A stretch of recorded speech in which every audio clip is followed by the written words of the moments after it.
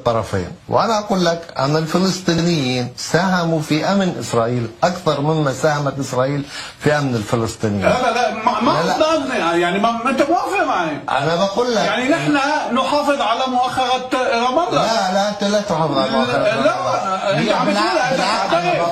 أنا أقول لك جزئيا. لا أنا أقول لك الفلسطينيون ساهموا في أمن إسرائيل أكثر مما ساهم. بس هي خيانة بعيون الفلسطينيين. ليست خيانة بعيون الفلسطينيين.